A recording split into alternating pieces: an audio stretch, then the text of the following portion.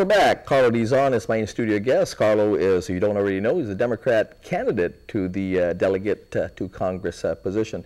Karlo, let me ask you this. In the past few days, of course, what's been making news is, of course, between the legislative side and, of course, with the administration in regards to lobbying efforts. Someone who's been an insider in Washington, D.C., you see how lobbying and how lobbyists work in Washington, D.C. Your take, your view on, again, the group that recently, or has been actually been active in trying to pursue the military buildup outside of the government bureaucracy. Yeah, I think what was striking about this discussion so far has not been who has made the comments, but who hasn't. The Congresswoman is on island, and this is precisely what her role entails. It entails she is our interface between our community and the federal government, and specifically with this buildup, which is of utmost importance and is in everyone's minds.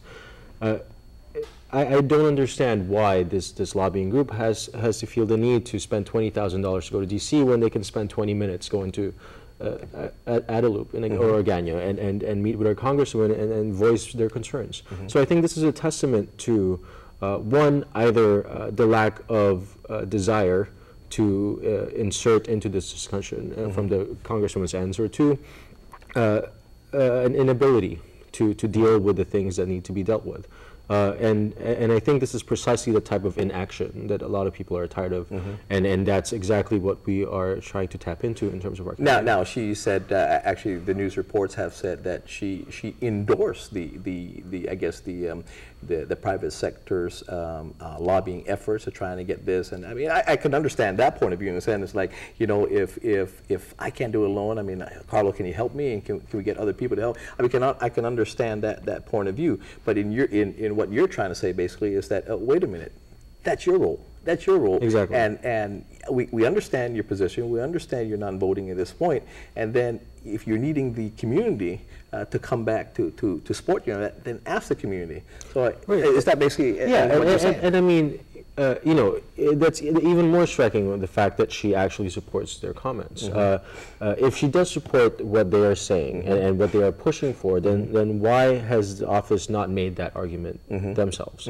And the delegate seat is the position through which these concerns should be heard, and this is the seat we have, the elected seat we have to make these points to the rest of the But in general, do you have a problem with lobbying and lobbyist efforts? No, and you know, lobbying efforts span the spectrum of political ideology, and span the spectrum of issues. My concern is that this should be the delegate seat's role. It is precisely this type of issue that the delegate seat should be concerned with. And in terms of the private sector colluding to push this issue through, I think, you know, we support the buildup in the context of the economic benefits that it brings to the island. And I fully understand that the business community's concerns that through every twist and turn, changes were made in the decisions to pursue with the buildup without consulting with any preparations made with the local community or any concerns we have had locally.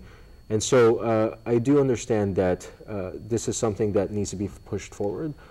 My concern is the lack of action by our delegate seat in terms of you know, how this would benefit our community and how it would benefit our business community. Now, let me ask you this. Before the break, I asked you about the situation that just broke, the news that just broke in regards to the Senate Appropriations Committee has pretty much zeroed out the budgeting, the funding for our military spending here on Guam for 2013.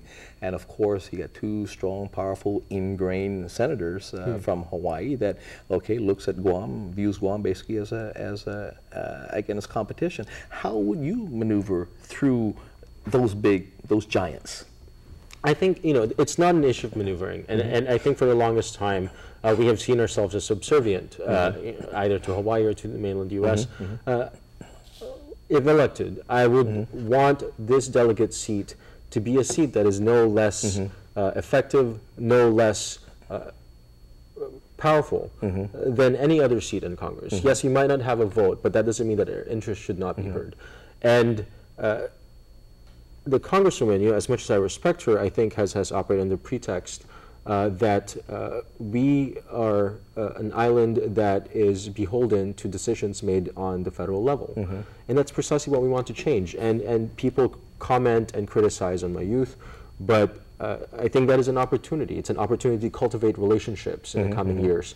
It's an opportunity to present an energy and a drive to actually assert our voice on the national level.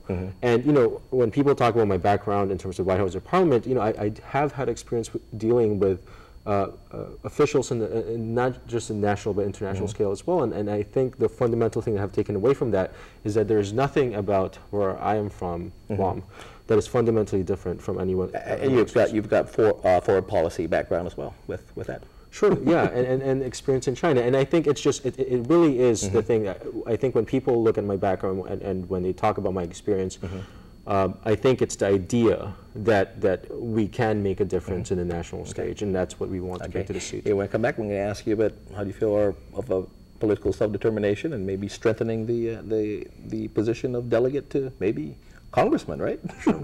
We'll be right back.